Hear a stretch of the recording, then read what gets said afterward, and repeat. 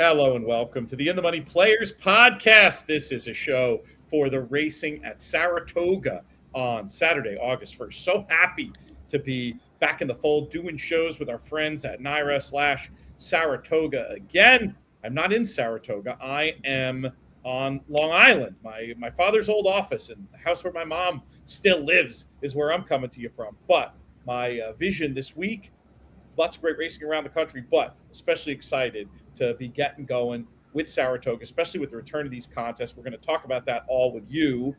Firstly, with a man who you probably know if you know the In the Money Media YouTube channel or podcast, because he's been doing a tremendous job covering contests with his show. And the tournament winner was, I don't know if he's often in Saratoga at this time of year. I'm not sure if he's there right now, but I know he's John Gaspar. John, what's going on, buddy? I'm doing great, Pete. And yes, I am in Saratoga. I came up on July 1st, and I plan on staying through Labor Day. And so far, so good. I mean, I love the meet. The racing's been great. The weather's been great.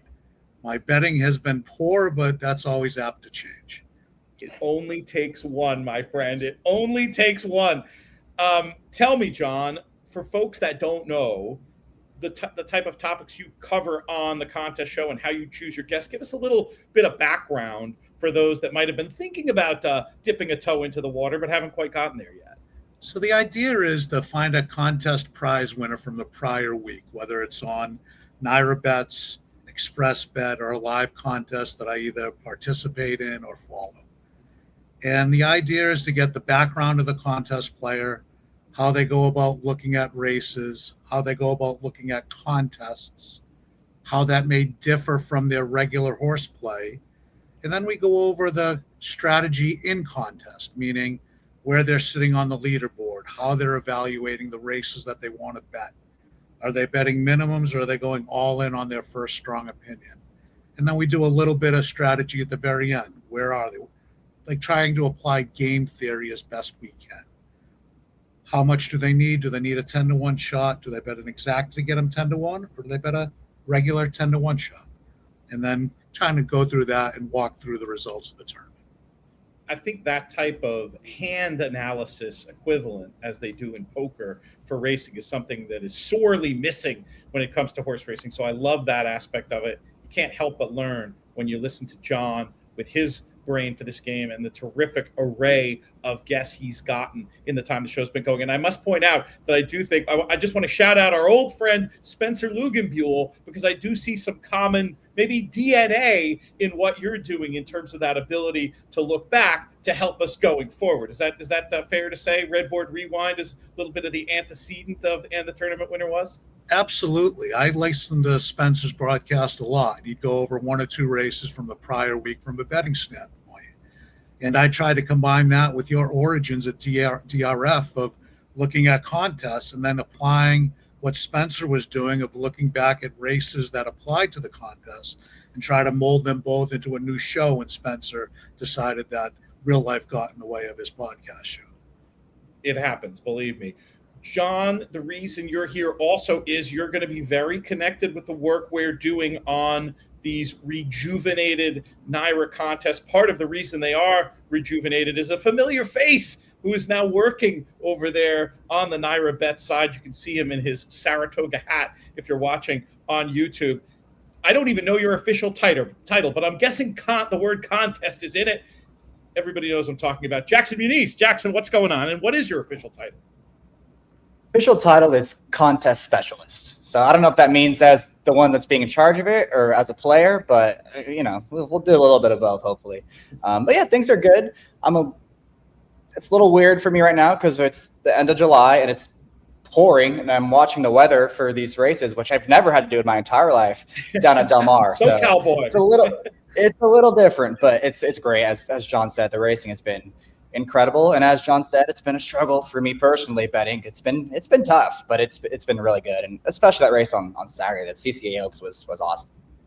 Very exciting stuff and a big performance there as well. We talked about that a little bit on the recap show. I'll just put in a quick plug for the In the Money Media YouTube channel. Make sure folks out there are subscribed. I know from the stats, so many people watching are not, and that's a real easy way you can help us out. And we'd also love you to drop comments on these shows. We're going to eventually get to talking about the races on Saturday. You can let us know your best bet on the card down in the comments. But before we get to the races themselves, Jackson, your presence at NYRA signals as I said before, a rejuvenation. The contest never really went away, but I feel like they're back in a big way. And the headline for me is having those National Horse Player Championship seats back in the contest. Give me a little bit of an overview of what's going on in the NYRA contest program.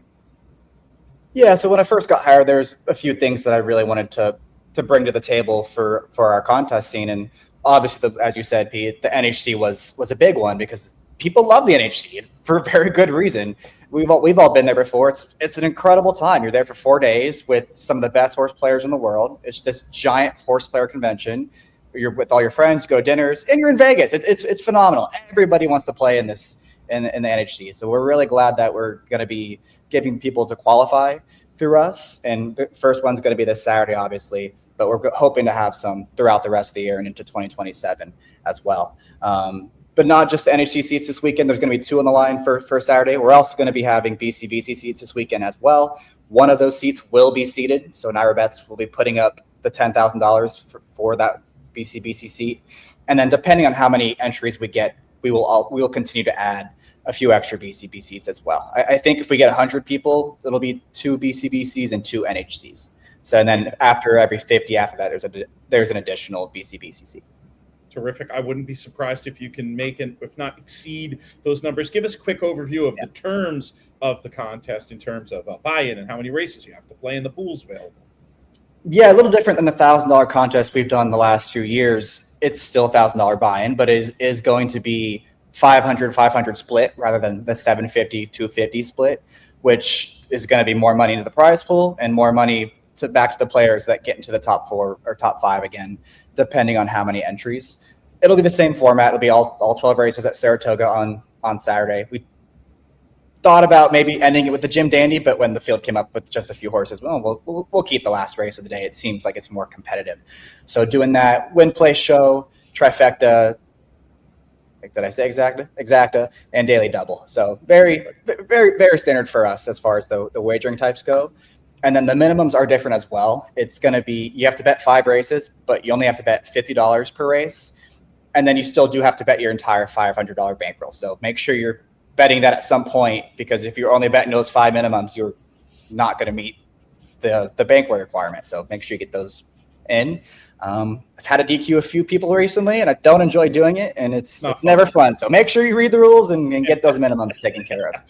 I like that, though, having that extra 250 be discretionary as opposed to fully mandated. If people have trouble with it, maybe you can adjust and go back to the more boring way. But I like the creativity you're trying to show with that. One more question before we get to the capping. In terms of, I know you said it's not completely finalized, but in terms of the contest schedule for the rest of Saratoga that you know is locked down, what do we have to look forward to? Yeah, look, the other thing that we really wanted to do was have contests every single day that we have racing. It's Saratoga. There's the appetite for these contests. Let's make that happen. So right now, I think for the weekdays, it'll mostly be the feeders every day, the $40 feeders into the weekend. And we're also going to continue to have the $300 contests on the weekend as well, and some Fridays. At some point, there will be differing price points and everything. We're still getting the details of that worked out. So I don't know if that's going to be some point this meet at Saratoga or whether that's going to be a Belmont thing. But that is coming. I think that's one thing that is lacking right now in our contest schedule, is just some diversity of the price points. And especially we want to have some lower bankroll or lower price points for live bankroll and maybe some higher price points for the win play show too. So just get some variety out there, switch it up for people. It seems like people really respond to that variety. And the feeding right now for the NYRA contest, is that all going on NYRABets.com? Yeah, so Thursday and Friday we have feeders into this Jim Dandy challenge, and we also Horse Tourneys is also going to have them all this week as well on Wednesday, Thursday, and Friday. So we can do that, and we're planning on working with Horse Tourneys as well through the rest of the year for our bigger tournaments. Oh, that's fabulous news! And of course, if you're messing around over at Horse Players or Horse Tourneys. We'll also encourage you to take a look at our In the Money Horse Player Tour games on Friday. I've seen both of your names on leaderboards on there, $20 to play, and another place where there's a BCBC seat added to the prize pool, cumulative prize pool in terms of the ITM Tour that you have a chance to take a shot at no extra cost to players. Horseplayers.com, ITM Horse Player Tour, and then Horse Tourneys to take a look at the feeding opportunities. But if you have an NYRA Bets account, take a look at the feeding opportunities on there. Okay, without further ado, we're going to get to this Saturday card. We talked a little bit off air about spot plays, and I thought this was interesting and a good conversation for tournament players, especially, John, because you said you had a race you were probably interested in playing ahead of which is actually also the first leg of the Pick Six, but not necessarily a horse you wanted to bet on as much as one you wanted to bet against. Do you generally find that a valuable strategy in live bankroll contest play to isolate races where you don't like the favorite? I think that's the most important factor in live bankroll contests for me, for my style of play. I know a lot of people like to take a favorite into another favorite and bet a daily double and try to multiply their bankroll that way. I'm just the opposite. I like to find a favorite I can beat and then bet daily doubles with those non-favorites into a horse that I may like in the next race, or just bet an all-in win bet. Makes a lot of sense. Tell me about what you see when you look at this first race of the Pick Six on Saturday, race number 7, this first level allowance. Yeah, so there's two horses that I think are going to be co-favorites or vie for favoritism. One is Thunderously, who had a big maiden victory at Gulfstream in January. He had a 6-month layoff, came back at Monmouth on Haskell Day in a first level allowance and ran lousy. And now he turns around back for Mott in 14 days to run here. I don't like him, and I think he's going to get bet. And the horse that I do like is kind of conversely. He's a 4-year-old compared to Thunderously's 3-year-old. It's Iron Dome. He's probably going to be 8-5 to to Thunderously's 6-5 maybe, or similar odds. But I much prefer Iron Dome, going 1 1/8 at Saratoga. He's 3 for 3 at this distance, has tactical speed, had a prep at a mile where he was against the racetrack when Georgia Magic went gate to wire. And I thought Iron Dome was going to sit a perfect trip and be a good single to start the Pick Six. Does have that 1 1/8 win over the course from last summer, making him a little bit more appealing, I would think, if those two are going to be taking similar money at the top of the market. Let's move on to the late Pick 5, the races that are super likely, I would say, to decide this contest. Race number 8 is a first level, or it is an allowance race for fillies and mares 3 and up on the turf. Jackson, will bring you in for your thoughts on this one. Yeah, I mean, obviously we're doing this on Tuesday before the morning lines are out. I'm gonna guess that Lady Jancis, I think that's how you say it. I'm gonna imagine she's gonna be favored in here, and I'm not really interested in trying to beat her in this race. She ran in a really live maiden race last fall at Keeneland, set a fast pace, and just got a little tired late. Had all the winter off, and the spring really came back at Churchill and just crushed the maiden group that day. I think she's really talented. There's not a ton of other speed in here. There's a couple towards the outside, but she looks like the main speed of the inside drawn horses. And I think if she just runs back to that race at Churchill, or even takes a step forward, it's just her 3rd career start. She does either of those things, I think she's way the horse to beat. And for me, she might be one I would think about keying some things around. Okay, makes sense. And of course, in this format, especially with doubles and the exactas and the tries, even at a shorter number, if you're not somebody who's willing to push it all in, a lot of value to be had, no matter what horse you like in terms of the various areas of the price spectrum. John, let's bring you in for your thought on this one. Are you with Lady Jancis, or you want to bring somebody else to the party? I'm going to bring somebody else in. I think Lady Jancis is going to be the favorite or second choice. And I like the other horse that's at the top of the market, which is Silsby. Silsby had his prep, ran actually a winning race, but broke out of the 9 post in the 5.5 furlong sprint and just got caught on the wire by a Mott Pillar of Beauty late. And that was on Belmont Stakes Day, or that weekend. I'm not sure if it was the actual Belmont Stakes. So I think second off a 200-day layoff, Silsby's going to be fit.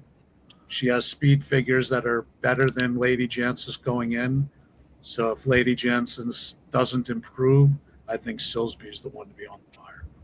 A couple of very logical horses to get things started off in the pick 5. Kind of interesting. There's an Australian horse entered in that race. You don't see too many of those shipping from Australia for Mark Cassidy. No, I don't know what you're supposed to do with that, but have you heard the story? Have either of you heard what's going on with this heat missile?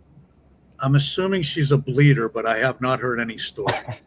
It does kind of look that way. Interesting to see. Mark Cassidy, has certainly had success with various imports. Can't recall him with an Aussie.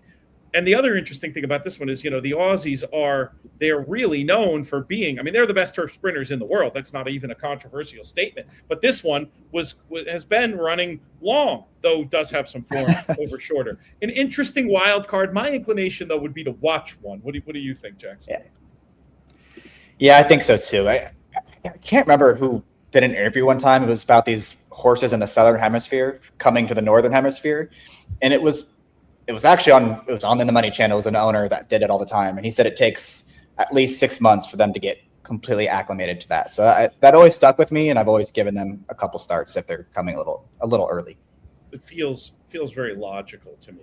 And then I've probably told the story too many times on the airwaves recently, but when I was so lucky last summer to visit Ireland and learn so much of what goes into shipping horses and just how hard it is really, and how they basically do everything short of trying to send the horse's own air. It did make me appreciate some of these barns that have shown the ability to ship and win over and over, but also how easily you can get it off form performance. But definitely an interesting wild card in the race, but probably not one any of us will be focusing our attention on. Let's get to the first of 2 graded stakes. I have one humble brag, Pete. Hit us. I am a lifetime winner at Royal Randwick, which is in Heat Missile's past performance. I went there once about 8 years ago when I visited Australia on opening day of their Royal Meet. I had a 13-1 shot and a turf sprint, and I left 2 races later, and I'm a lifetime winner.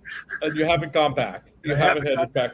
What was your form study for that one? Did you pick out of the paddock? Did you like the name? You could be honest with us. Yeah, no, I actually looked at the racing form that they had, the form that they gave you, just a little pamphlet, almost like the program we had, but it had a couple of races listed in their running lines.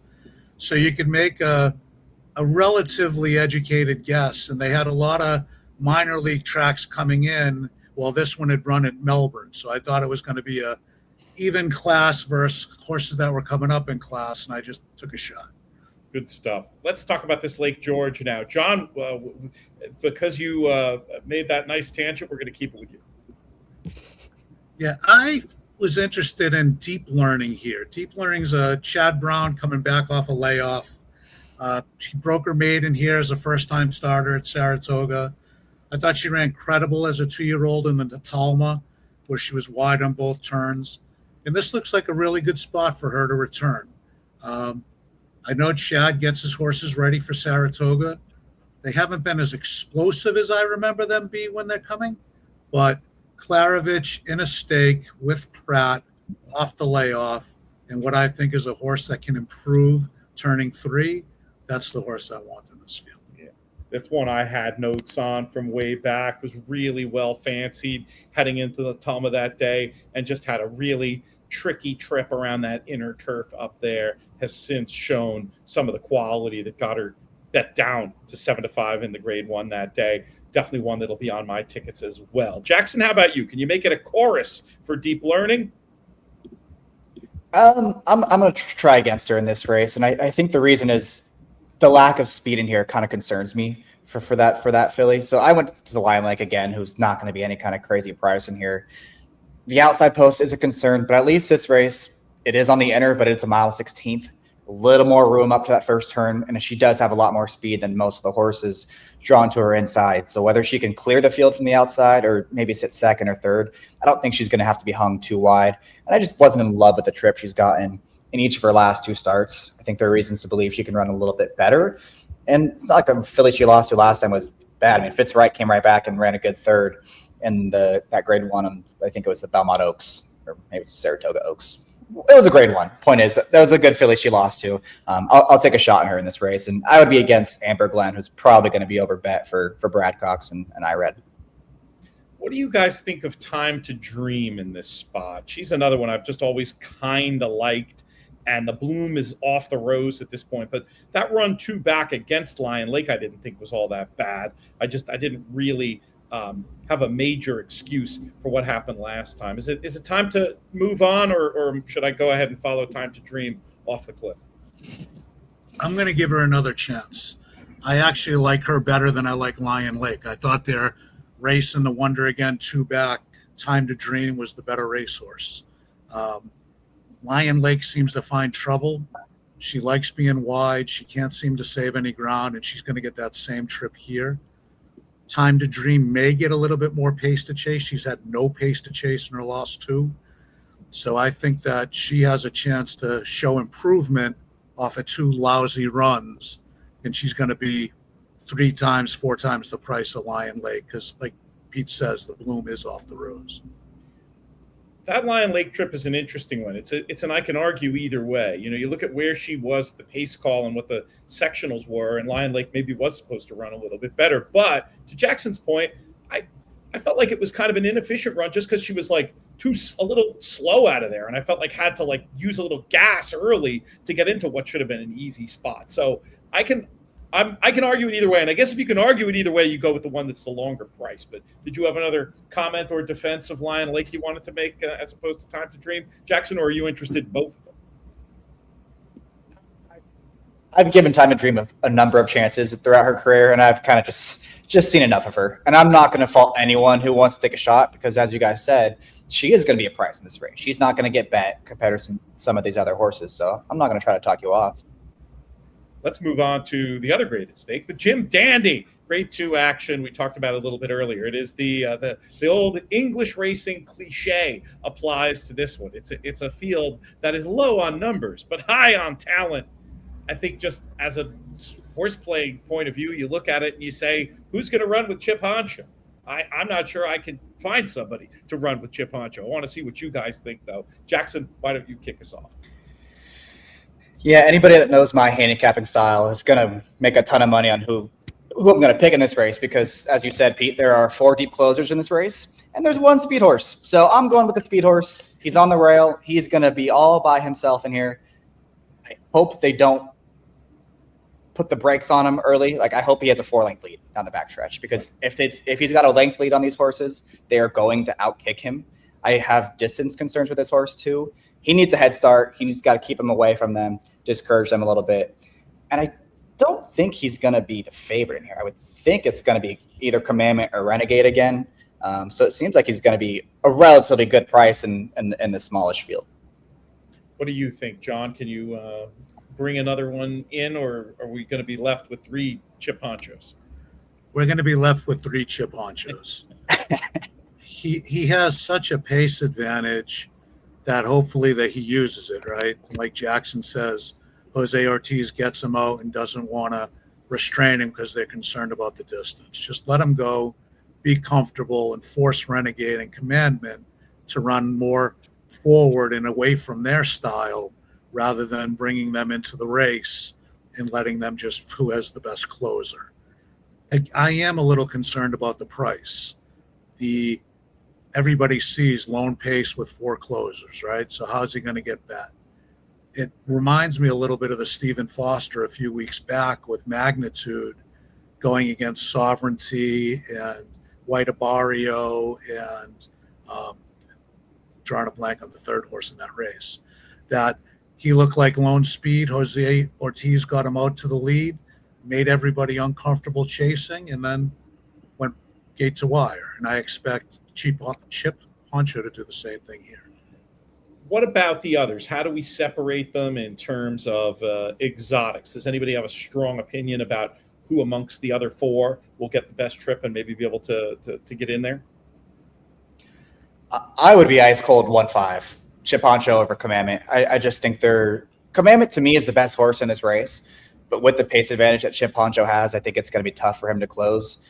I'm not a fan of Renegade. I cannot believe he was 32 in the Belmont. I mean, that'll never, ever make any sense to me, but, it's fine. Silent Tactic is okay. He was well beaten by Renegade last time they faced off. So and then you got the Maiden in there too. So I'd be 1-5. I'd be really curious how they bet this race, because to John's point, the one is the most obvious lone speed on paper. And if this was a random race on a Thursday, I do think he would be favored. But the name recognition comes into play here when you have Renegade, who was almost favored in the Derby, was the big favorite in the Belmont. Commandment was 6-1 in the Derby, almost favored in that race too, and he ran a really strong second in the Belmont. So sometimes those names get overbet, and the pace factor doesn't come into the betting as much.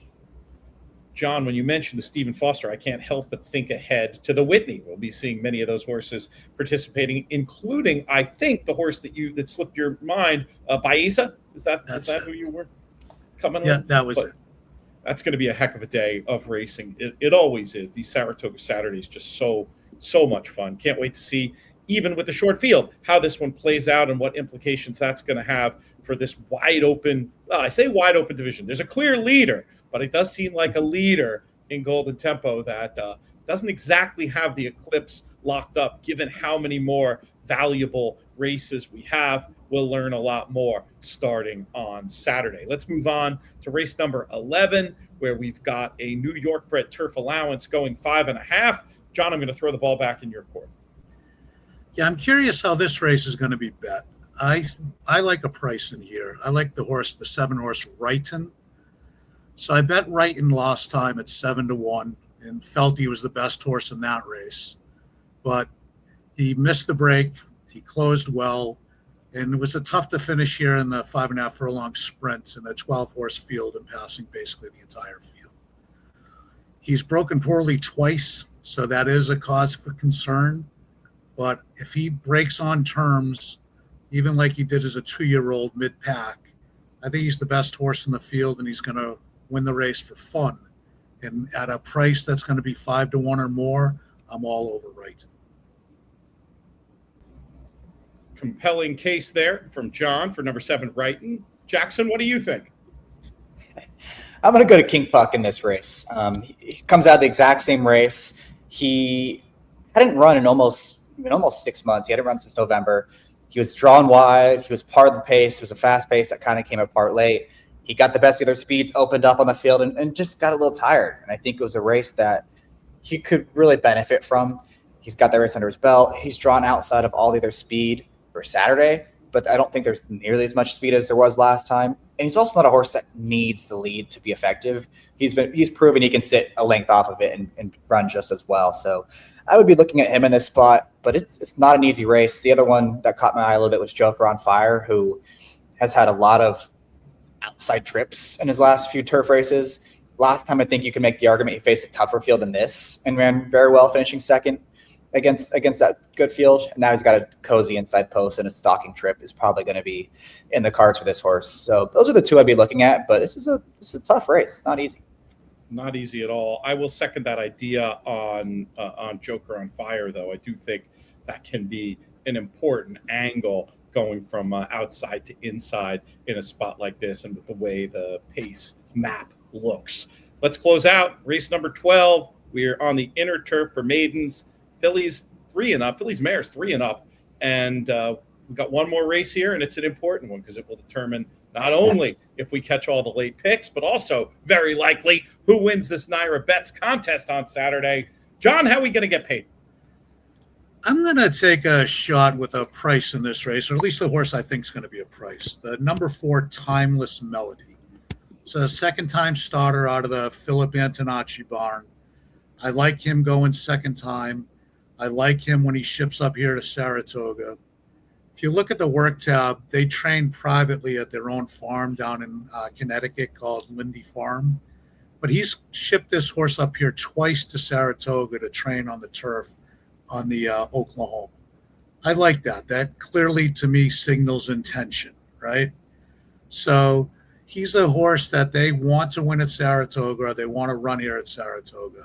They bring Santana on, and they've won with Santana at a 33% clip in whenever they ride to Philip's normal 30% winning percentage. he just looks set up for a big run second time, and he's the horse I want at a price. And I think I'm going to get 6, 7, 8 to 1 on Timeless Melody. I love the case. I love all the examples of trainer intent, and it brings back one of the old sort of a mothball angle, but a different version of it here with going back and forth between the training center and Saratoga. But that old home field advantage angle that has paid a lot of dividends over the years. Jackson, who do you like in the lucky last? Just to add to the point on that horse, he did the same thing with Queen of Hawaii, who won an allowance race a couple weeks ago. He was shipping her back and forth for works and training. So just something to note. He is good at this move. Tough race. I'm actually glad this is the last race of the contest because I think no matter what, you're going to feel pretty good about your chances in here. I think there's some 5-2 shots that make a lot of sense. I think you can get logical with some verticals. And if you like a price like John does, I think you're going to be feeling pretty good about that as well. So good way to end this contest. I've been waiting for the number 3 Amicable Farce to run back. I thought last time she was chasing a favorite who was completely loose. She was ranked for much of that race. Took her a long time to settle. Now, she did get a good trip, saved all the ground, swung out, and just missed. But that favorite that day had absolutely everything her own way. I thought she ran really well in there to be second. She has the speed to be fourthly placed, and I think she's going to be tough in here if she runs back to that most recent race. But there's some good horses in here. Non-consecutive terms can win. She got a no-chance trip last time and ran really well to be second to Shelzawa, who's a really nice horse. And Fancied Flight had a ton of trouble last time. Hedgebook had a ton of trouble last time. It's a good way to end this card. Yeah, very exciting. In terms of the official picks I send around to In the Money Plus, do you want me to number check all of those 4 that you mentioned, Jackson, or is it really all about Amicable Farce to you? Just give me the 3. Ice cold. All right. We're going single to end it. I love it.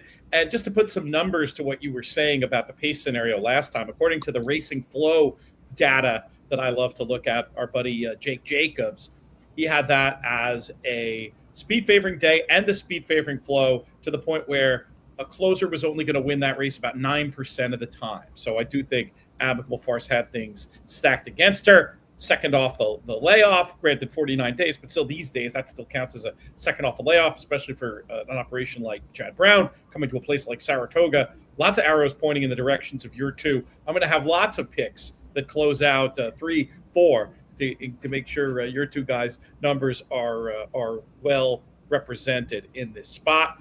Any closing thoughts from either of you as we approach another loaded weekend of racing, not just in Saratoga, but around the country? John, you first. Yeah, I think the racing at Saratoga, one thing to be concerned about this weekend is we are getting rain during the week. So we got a storm blow through now. We're going to have a storm blow through tomorrow. So the turf course may get a little bit of give to it. Won't be good. It won't be soft, but it won't be the rock hard highway that it's been on occasion up here at Saratoga. So I think you can give, when you're handicapping, you can give a look to horses that could be coming from off the pace, and that wide run down the middle of the course may be effective on a course that has a little bit of give to it. Got to pay attention as ever when it comes to these matters. And that is a good point. Storms forecast this week. We're recording this super early. We're going to want to get this one up early to make sure we give enough run to this exciting development of the NYRA contest and the NHC seats back in there. It's Tuesday now. It does look like we should be clear by the weekend, but that idea that there might be some cut in the ground, correct. How about you, Jackson? Something to leave us on thought-wise? No, just excited for this weekend, excited for the contest. I'm really glad that we're able to get NHC seats back in the fold, because that was the first thing when I signed up for the job was what everyone was telling me, like, you got to get them back, and here we go. We're back. And we also have the seated BCBC seat as well. So looking forward to this weekend. And then the week after that, there's a big race called the Whitney that's going to be like just the deepest Whitney field we've had in forever. So a lot coming up at Saratoga, and I'm excited for it. We'll have it all covered for you here on the In the Money Media Network. Make sure you subscribe. That's going to do it for this edition of the show. We will do a couple more thank yous, obviously, to John and Jackson again, to the rest of the team at NYRA Bets. So great to be working with them after what was a too long absence. And thanks particularly to you, Jackson, for helping get that deal done. But also our friends at 10 Strike Racing. I've missed seeing them up there at Saratoga. Hopefully I'll get a chance to do that before the meet's over. And speaking of Saratoga, Therapeutic Horses of Saratoga are our charity partner. They've got their big event coming up. We'll be telling you more about that. You can learn more about the work they do helping humans and horses at inthemoneypodcast.com/ horses. My name's Peter Thomas Fornatale. May you win all your photos.